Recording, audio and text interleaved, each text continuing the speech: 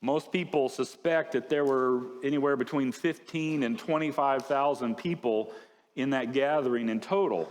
Now, they all ate, we're told, and they had 12 baskets of leftovers. It's as if God gave a doggy bag to each one of the disciples.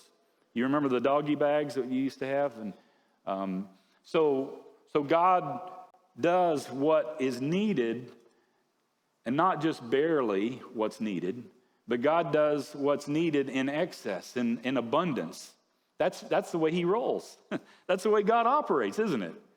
Our God isn't a God of just barely get you by, but our God is one who wants to give us abundant life and who wants to overflow us with the good things that he has for us. We read in verse 12, it was late in the afternoon, the 12 come to him, and I've gotten in my mind, when I'm reading this, the disciples are thinking, we got to tell Jesus, time to shut this down, to cut it off, to send him home, right? You've been preaching all day, teaching all day. It's time let's go home. Time to end the service. Things are going well. Let's call it quits. Let's wrap it up. But Jesus doesn't do that, does he? Jesus is in the business of making disciples, and so he's continually teaching us. He's continually trying to help form us and make us to be like him. That's the way Jesus operates. He's preaching about the kingdom of God, but he's also trying to be very particular in how he's teaching these 12 disciples so that he can disciple them and show them what it means to live in the kingdom of God. And this is pretty fascinating to me, because verse 13, he says, you give them something to eat.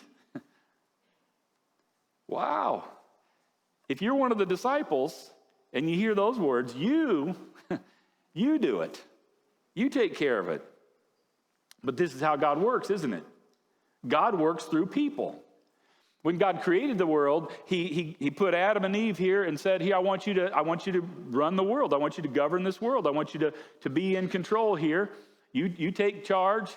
And he gave them a mandate of how they're to run and rule the world as the image bearers of God. So they're to do it as, God's ambassadors, God's representatives, God's hands and feet. And it hasn't changed for us today, has it? He still calls us to live in this world and to be his representatives, to be his ambassadors, to be his hands and feet, to be his image bearers, even in this world that we live in. And so he's pointing the finger at all of us. You give them something to eat. Verse 14, about 5,000 men were there, and his disciples, and he said to his disciples, have them sit down in groups of 50 each. I don't know if you've ever worked with people, but think about this large group of people. I was trying to think, okay, if there's like 15,000, 16,000 people, it's like going to Allen Fieldhouse in Lawrence, Kansas, and watching a KU basketball game. Huge crowd of people. And it's funny, when they open up the doors there, people go rushing in to try to find their seats and where they're at. And it's a great place to be. It's better than Duke Cameron Indoor Stadium, I'm sure. I'm sure it's better than Duke.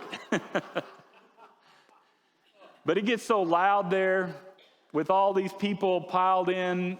And I just can imagine, what would it be like if Jesus were preaching and teaching to 15, 16,000 people? And then to have this mob, this mass of people, and then he tells the disciples, now go set them up into groups of 50. I've pastored long enough to know that you just can't go tell people, here's what I want you to do, and expect them to do it. It doesn't work that way, especially church people. That's right. So imagine the dilemma, the difficult situation that the disciples find themselves in, trying to organize and group people. Who told you to be boss? I'm not listening to you. And we've never done it this way before. I'm just saying. I'm sure that there was some resistance that came their way. So I'm tired of sitting. I don't want to sit anymore. I've been sitting all day. I want to stand up. And no, I need you to. No. It would have been a challenge. But we see how God is operating here. He's on purpose with what he's trying to do. He's being very intentional in how he's teaching his disciples. And verse 16 says, taking the 5 loaves and the 2 fish, looking up to heaven, he gave thanks, he broke them. He gave them to the disciples to distribute to the people. Now, if I'm one of the disciples, I'm kind of peeping with my eye open as Jesus is praying and blessing this food, because I want to see this multiplication thing happen. I want to see this mass of food appear, and I'm almost ready to stand back and watch it take place. But Jesus prays, he blesses the food, and it's still there. It doesn't multiply. Well, what happened? Jesus, maybe I'd pray it again. Try it again, Jesus. It doesn't seem to be working. And looking back at the big crowds that are kind of irritated by now because we've moved them in groups of 50, and where's it at? But Jesus asked the disciples to give out of their scarcity, out of their meager resources. Jesus asked them to give not out of their abundance, but Jesus asked them to give out of their scarcity. Let that sink in for a minute. Sometimes we think, if I won the lottery, boy, I'd be really generous. I'd give money all over the place. The church, I'd take care of those air conditioning units. I'd do everything if I had an abundance. If I was Bill Gates, I'd take care of all the needs, right? That's how we want to operate, but God wants us to take a step out on faith, and this is something that shouldn't have surprised the disciples. They should have known that this was coming, because this is how God always operates. From the beginning, you see it in Genesis all the way through. All the way through, God always operates this way. One in particular example is with the prophet Elisha. And in 2 Kings 4, verses 42 through 44, a man came from Baal Shalisha, bringing the man of God 20 loaves of barley bread baked from the first ripe grain, along with some heads of new grain. Give it to the people to eat, Elisha said. And the servants are like, there's 100 men out here. How can I set this before 100 men? This isn't going to work. But Elisha answered, give it to the people to eat, for this is what the Lord says, they will eat and have some left over. Then he set it before them, and they ate and had some left over, according to the word of the Lord. The disciples have no excuse for not understanding the ways of God. The disciples, who had only the Old Testament, had no excuse for not understanding the ways of God. Think about us for a moment. We've got not the Old Testament, we've also got the New Testament. We've got their example as well. And plus we've got 2,000 years of church history of where we've seen God work and where we've seen testimonies of God moving and God working this very way.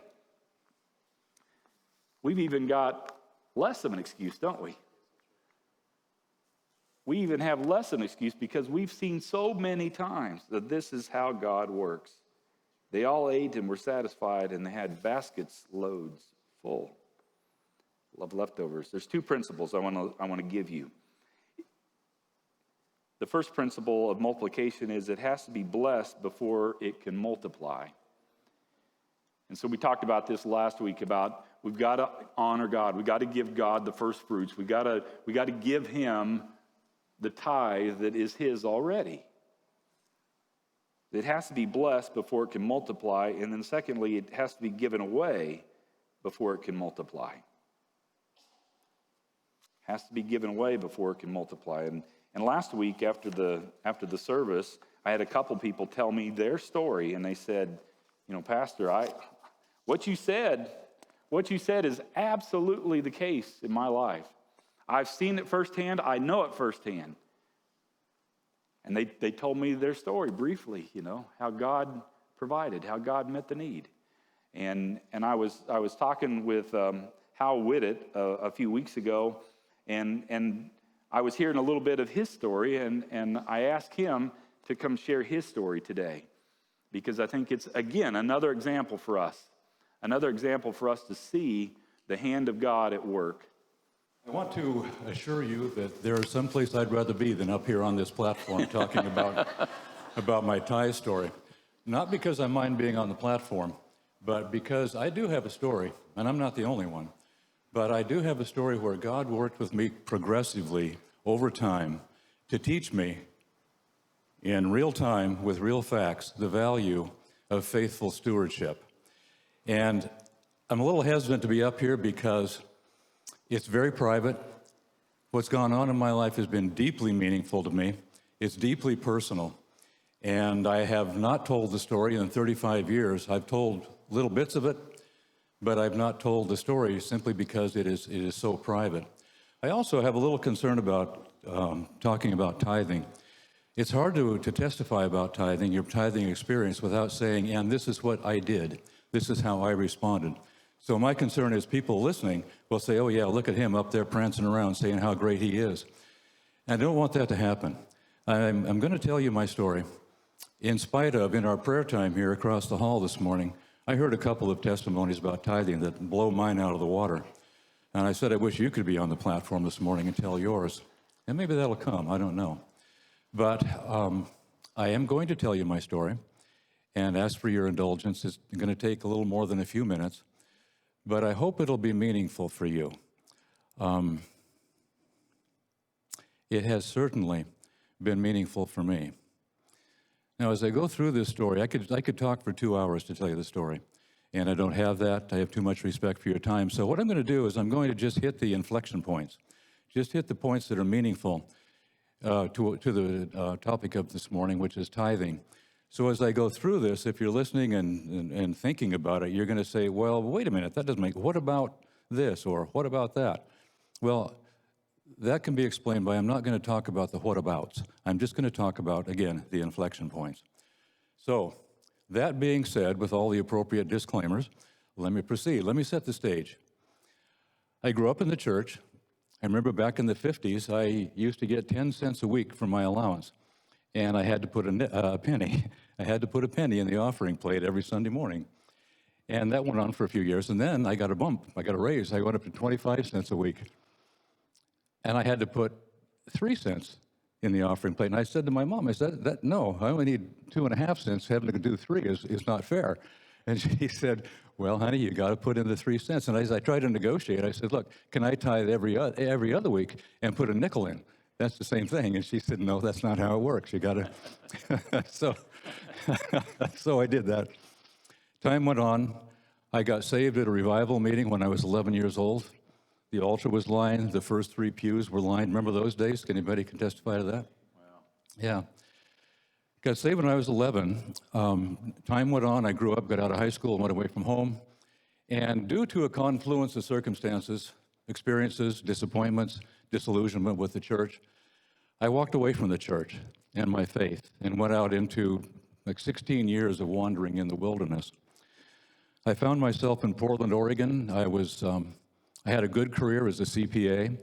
I worked for a fairly prestigious CPA firm, 3-piece suits, Bostonian shoes, the whole nine, right? But I decided this isn't how I want to spend my life. I want to be out there on the front lines, not accounting for what took place. I want to be out there on the front lines. I want to make an impact on people's lives. I want to do things that matter. And I also, be honest about it, I wanted to have a paycheck that reflected my abilities and my energy and my efforts, rather than just an annual review and then maybe a salary increase based on some predetermined salary scale. So I had a huge yard sale. I sold the house, packed everything up, and moved from Portland, Oregon to Portland, Maine. Now, why Portland, Maine? Basically, I love sailing, and Maine is a huge hotbed of sailing, and I wanted to be a part of that culture. But I got to Maine, and I knew not a soul. I didn't know anybody. And I went into real estate. My dad had been in real estate, and I know that I learned, too, further on down the road. I know I've had some experiences even here. People said, well, what did you retire from? And I said, real estate. And they're, oh, okay, they roll their eyes. That's for part-timers and divorced women, really? But, well, touched a nerve there, didn't I? But real estate is really it's a fascinating field. It takes creativity, it takes imagination, it takes high energy, it takes negotiating skills, it takes being the adult in the room when everybody else is acting like children. And it takes putting your clients first. Their needs have to come first, even when they're the ones acting like the children in the room. So it is a tremendous career, and you can do a lot of good, make an impact on a lot of people's lives. And I had the opportunity to do that. But right now, being new in Maine, in Portland, I was just getting started. I was just scratching around trying to figure out how to get going and how to get something working that I could earn an income here. I had a little bit of savings, but not much. Early on in my trying to get started in real estate, I got slammed by a devastating personal bombshell. It just sent me into despondency. And I could tell you about that, but I'm not going to. And you can't make me. So just understand, the only thing that's germane to this story is I went into a deep depression. My life went into a black hole, and I couldn't get out of it. But it was that black hole that brought me back to the Lord. He made it very clear that even though I'd had my back turned on him for 16 years, he never turned his back on me. And he accepted me back. I got saved again. Amen. And began to read my Bible voraciously. I prayed a lot. And after I prayed the prayer, the next day I went to the local Nazarene church, met the pastor, told him about myself, and we got to know each other a little bit. He became my stay during this time. I leaned on him. He gave me great support. He and I actually became very good friends over the years, and he did a lot for me. But I didn't get out of the depression. The depression stayed with me. So I was saved again, but still in the sea of despond, if you will.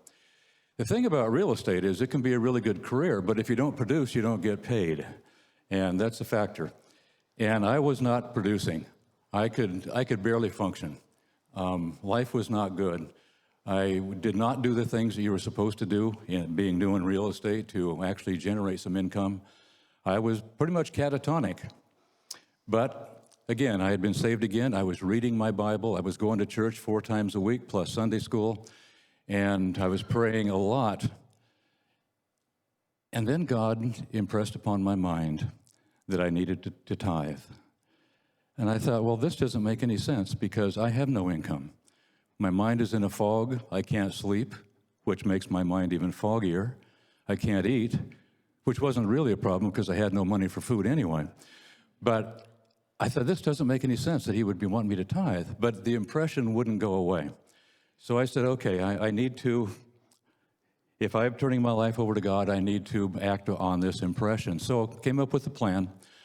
I was going to take a $20 bill to church and put it in the plate. And Dwayne Sipper knows this story because he has one just like it. So Sunday came, and I went to church armed with my $20 bill. Went to Sunday school, went into the sanctuary for the morning service, sat way in the back, in the middle, to give God plenty of time to treat me like Abraham, and at the last second say, no, wait, don't do that sacrifice. So, right? But he didn't do that. So I'm sitting in the middle of the pew, and I see the offering plate come rumbling down the line, and I did my thing, and I watched that $20 bill go out of my life forever. But I didn't die. Life went on. So the next week, and the next week, and the next week, for several weeks, I did my $20 bill thing. And I continued to survive, even though I was just bumping along the bottom. And then a strange thing happened. I got a listing on a property that was owned by a couple who lived in Massachusetts.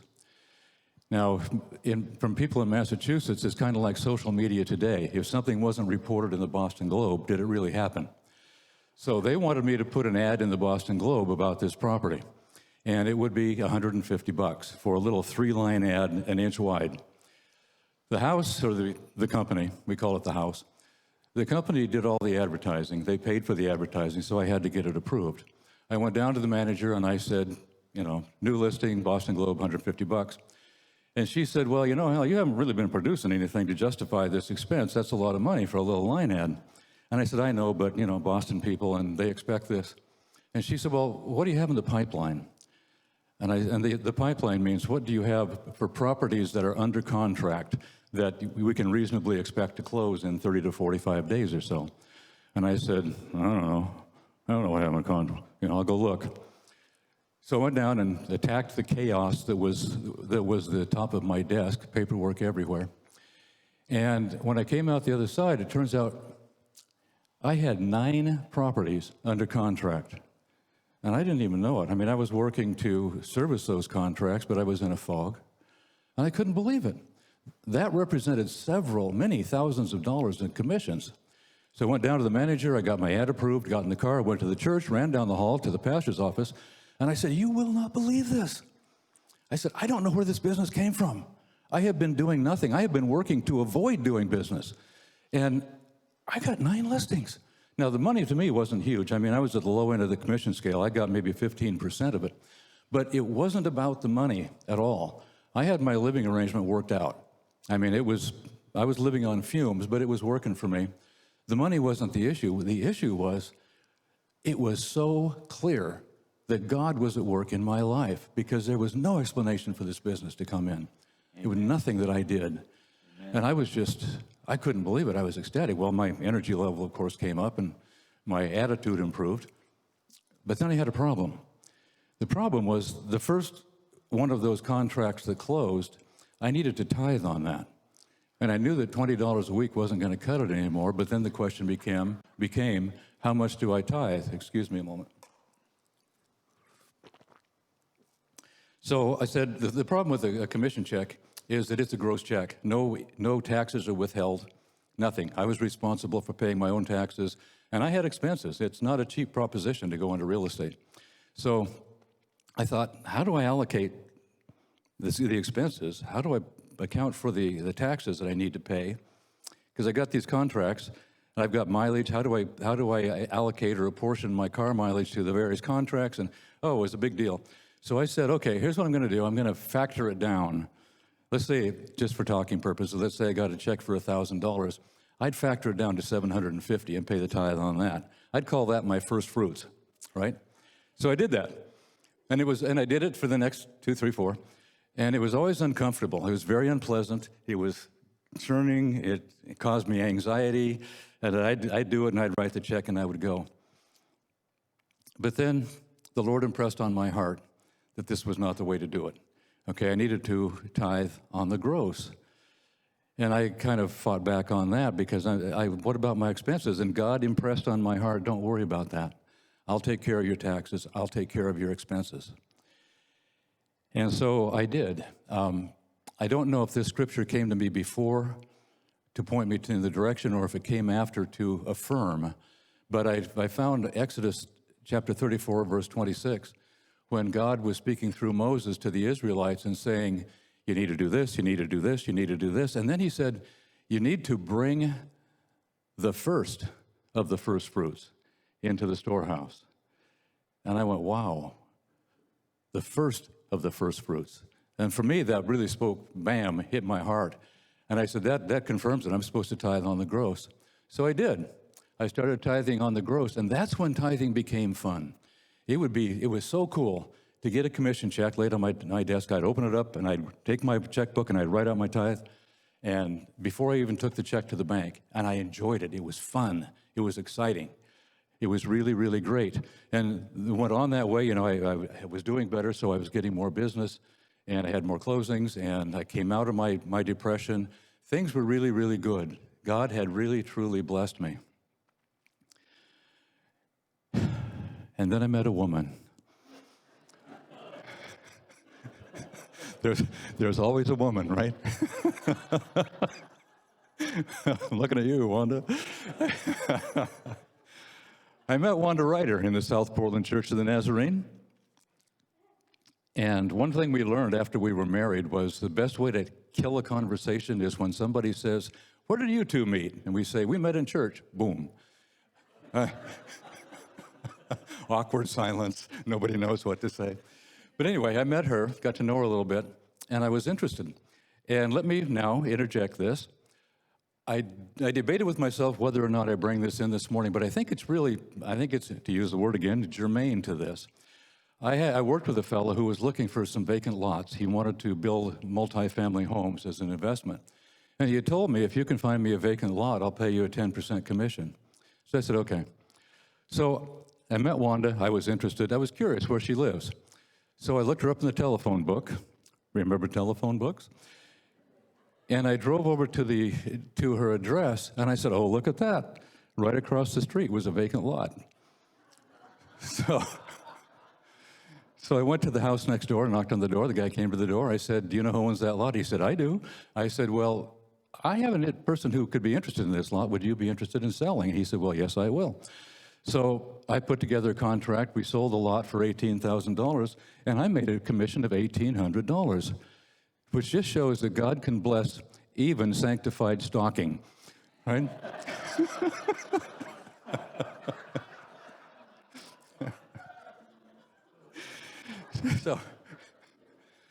So things progressed. She agreed to marry me for some indecipherable reason. We got married, and we closed out our individual bank accounts, and we pooled our resources in a joint account.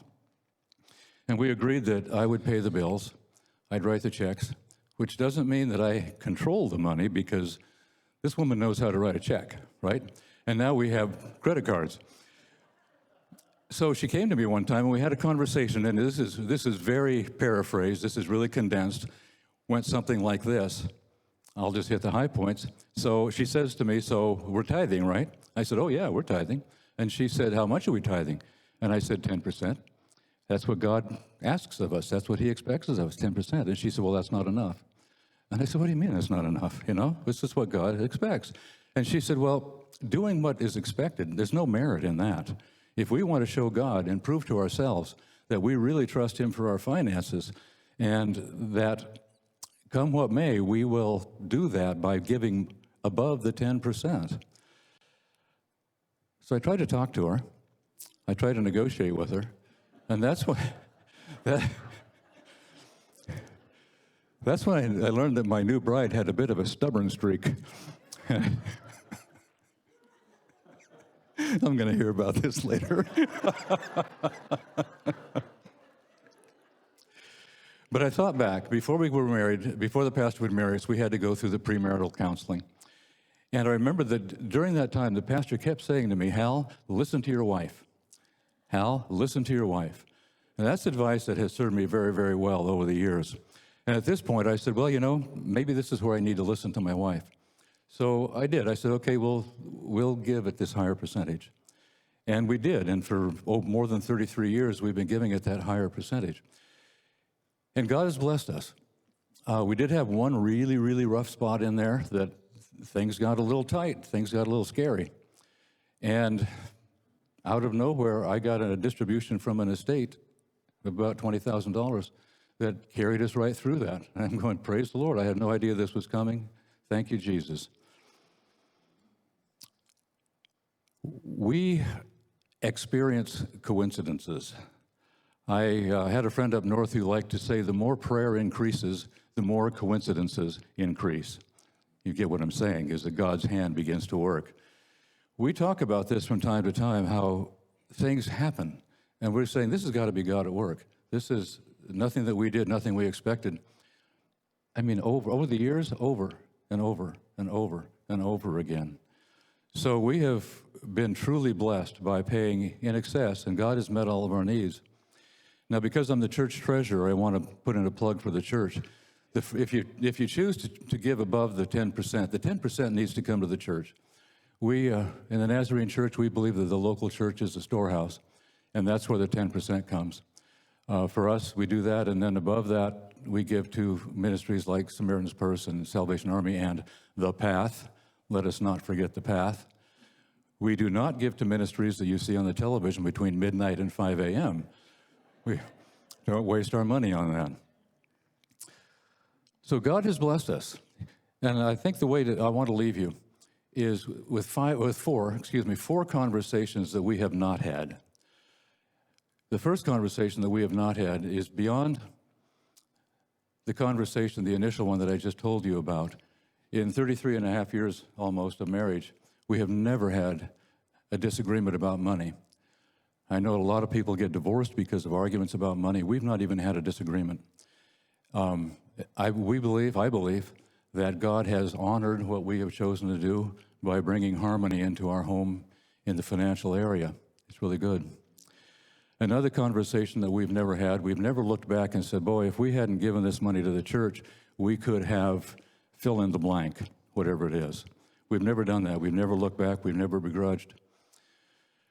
When I write the check out on a Sunday morning for my tithe, I have never stopped and said, do I really want to do this? Maybe I don't do this week. I am a happy tither. I am happy to write that tithe check. I mean, it's fun because God has been so faithful. To not write a tithe check, to me, would be a violation of a trust. It would be like slapping God in the face. And I don't want to do that. There's no future in that. And then the last one, the conversation that we've never had, we've never looked forward and said, well, you know, if we don't tithe for the next X number of weeks, we'll have enough money to do, again, fill in the blank. We've never done that because the tithe has always been sacrosanct in our home. It has been non-negotiable. It's got to be written. It's got to be done. And God has blessed us. It's been a fascinating study over the past decades on how God deals with people who respond obediently to him in faith. I'll leave you with this. In the book of Malachi, God is talking to the Israelites about tithing, and he said, test me in this. He didn't say trust me in this. He said, test me in this. And Wanda and I have tested the Lord for 33 years, and we continue to test him every time we write a tithe check.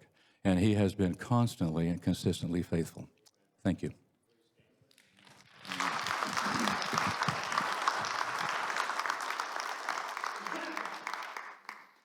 And so we see another example, right? And we could parade up other people with similar stories of how God has always been faithful. And he blesses, and God knows what we need. We don't even have to tell him. He knows what we need. And the scriptures, though, is so very clear that we put God first. That God he's Lord of all. He's King of kings. He's the one who is sovereign. He will not take second place. He must be in first place in our life for now and all of eternity. There's no place where God says, I'll take a notch down. I'll take second place. I'll take third place. It doesn't work that way. He's either Lord of all or he's not Lord at all. And that goes with our time, and it goes with our money, and it goes with our love, certainly, and how we exercise that love to God. The scriptures are clear that God, it's not always easy, but God honors those who are faithful to him. And sometimes they go through the fire. And sometimes they're put to death. But when they remain faithful to God, there's something far greater on the other side that money can't buy, that you can't articulate how good it's going to be on the other side. Why would I want to shortchange God now? There's no reason at all for me to do that. God wants to work through this world, and he wants to use us. You give them something to eat. You share the gospel with them. You be the salt and light. You are the hands and feet of Jesus. He's calling all of us to be his disciples. He's calling all of us to follow him. So my question that I end with is, what is God saying to you today? What is God saying to you today? Maybe everything you've heard is just old hat, and you could stand up and you could share even a better testimony than Hal and preach a better sermon than Andy. But what is God saying to you today? Maybe he's giving you a word of encouragement. As you think back at your life and you see how God has moved and worked in your life. Maybe God's speaking to you about taking that step of faith, of actually tithing, actually writing that check, of actually putting that money, bringing that money to God, back to him. It's his to begin with.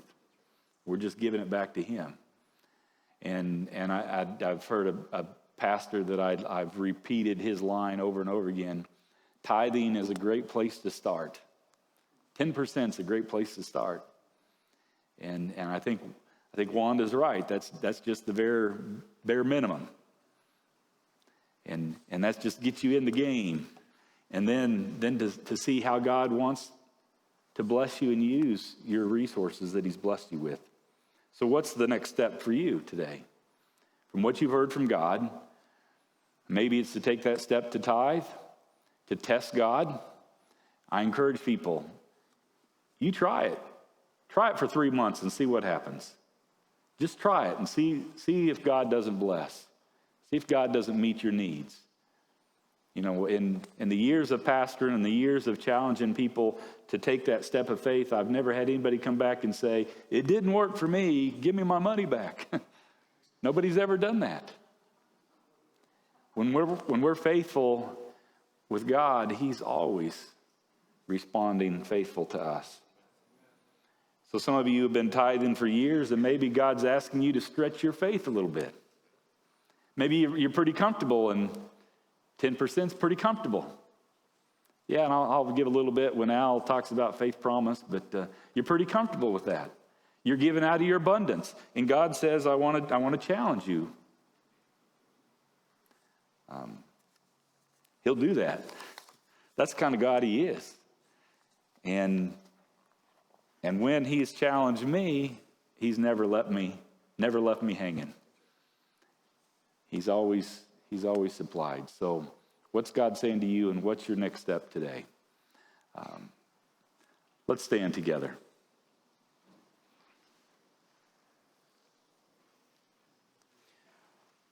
We've heard the word. We know that for thousands of years, God's been faithful. He's shown us over and over again. And we hear another testimony even today of how God's been faithful. We are without excuse. Father, we give you thanks for your faithfulness. We thank you for your love for us. We thank you for your desire to see us be your hands and feet, to be your servants, to be your instruments.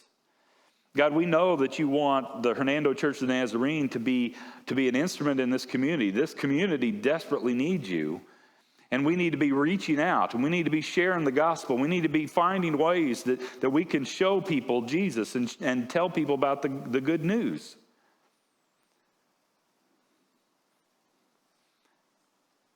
But you need us to be people of faith. Not just with our words, but with our action. So help us to be people who don't just speak about faith, but who actually put it into practice. God, I pray that your hand of blessing would be upon this Hernando Church of the Nazarene. I pray that your hand of blessing would be upon these families that are here who are willing to walk by faith and not by sight. God, I pray as you have blessed so many of us already, that you would do that again. Do it again, God. Just as you've promised, meet the needs that we have and that this world has. Father, we love you and we thank you. And I pray as we leave this place, we will go forth here with you first place in our life. You are Lord of all, King of kings and Lord of lords. You alone are worthy. And all the people said, amen, amen. You are dismissed.